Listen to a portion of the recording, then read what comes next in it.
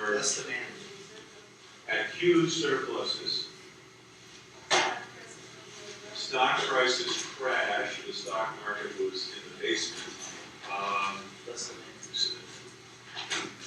Less demand for what? There was less demand in the sense that people didn't have the money to purchase the goods that they produced. So markets were all out of whack. The stock market crashed totally.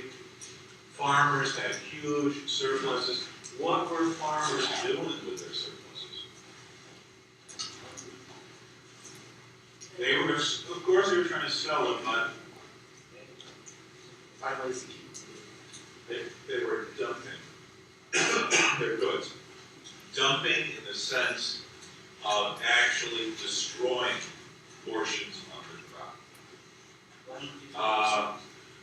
Well, certainly farmers could use a portion of their crop for themselves, but you're talking about enormous quantities of crops. You're talking about thousands of bushels of wheat, or hundreds of thousands of pigs or chickens or something like this. There's no way that farmers could consume all of these things.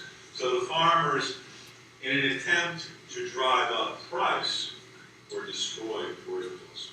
Farmers as small businessmen, what did we say before about farmers as a class? Farmers are economically poor. Okay, they were poor, I guess, but there was one other thing. When we talked about the farmers, the Populist Party, we said most of the farmers were not alcoholics, no, they were nerds. They're in debt, okay? And farmers in the 1920s were in debt as well. In order to pay off their debts, they've got to sell a crop, they've got to make money. And they weren't able to do this, so if you can't pay your debt, what happens?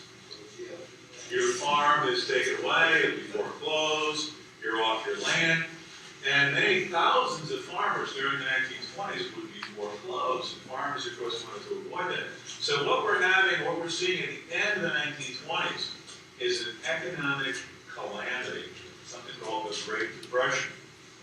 And I want you to realize what the Depression was like in the sense of its characteristics, the high unemployment, the stock market crash, the economic dislocation where the markets, the farmers' markets, for example, were just totally misaligned.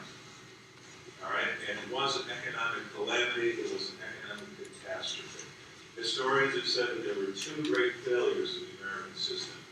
One was the Civil War. The second one was the Great Depression of the 1920s and into the 1930s. Okay? It was a catastrophe in every sense of the word. So, your homework assignment was, what were the causes of this Great Depression? Let's see if you want to hear that first. Eric.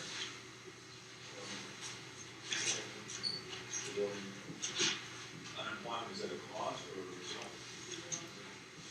What were the theories as to the causes? Worldwide economic disorder that followed World War I. Decreasing trade, terror, stock. Now, high tariffs. What do with our tariffs in the 1920s? Raise them. Specific, what was that tariff in 1930? All these smooth tariffs. So tariffs were raised to their highest ever with all these smooth tariffs. And what did the European countries do with their tariffs? They raised them as well. So worldwide trade would come to a halt, our high tariff rates, and because of the European countries reciprocating, doing the same things with their tariff rates as well. Certainly, I think they did. And one of the theories as to one of the causes of the Depression would be the worldwide economic disorder after World War I, where high tariffs, loans that were given, the war debts, economic dislocation caused by World War I. So certainly that would be one of the theories. What's another one?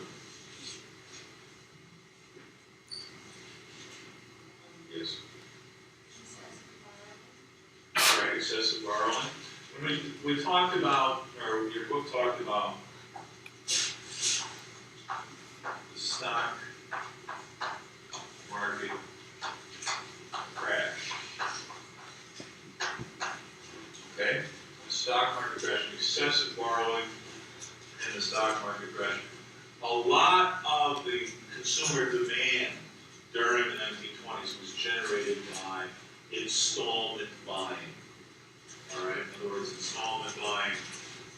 You bought items, you paid $1 down, you paid $1 a week, that sort of thing. You were in debt, excessive borrowing, certainly in another period. On the stock market, the stock market crash, did anyone run across this concept of buying on margin?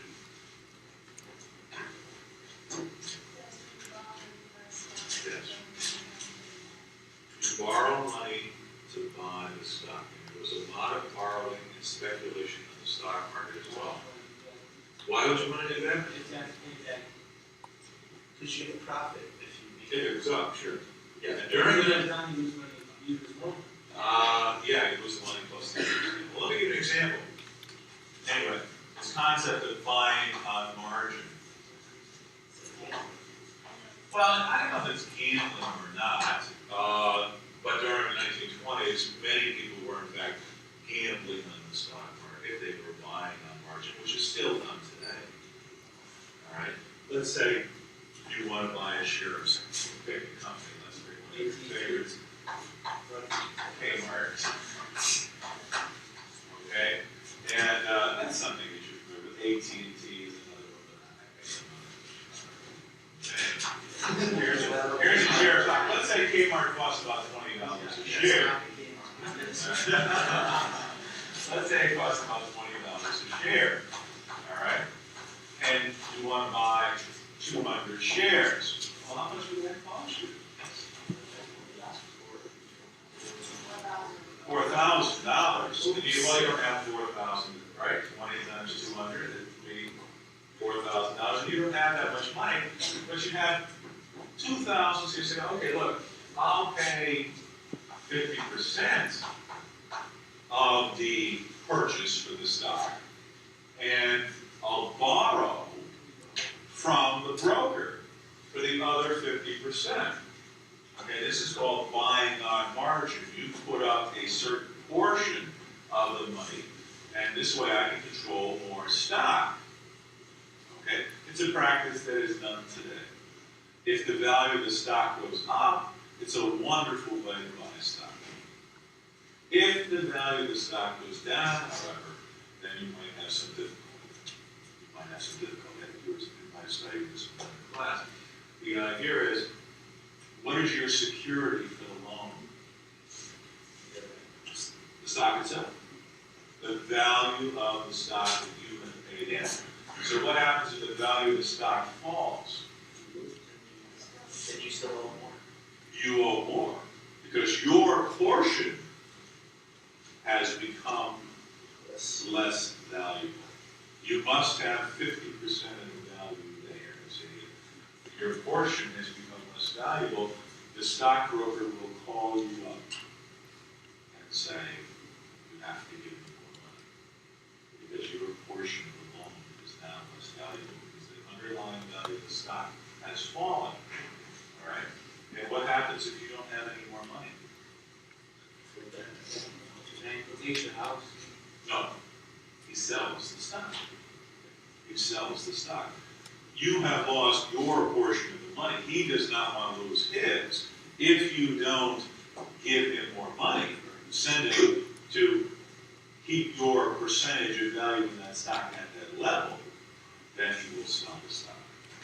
Okay? It's still done today. The 50%. But you've lost your money. You have to add more. You have to pay interest on the loan. He calls you up and says, the value of Kmart fell to $10 a share, okay, or whatever. Oh, I need me because your stock is worth less.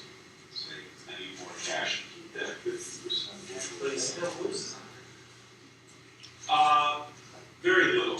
He sells very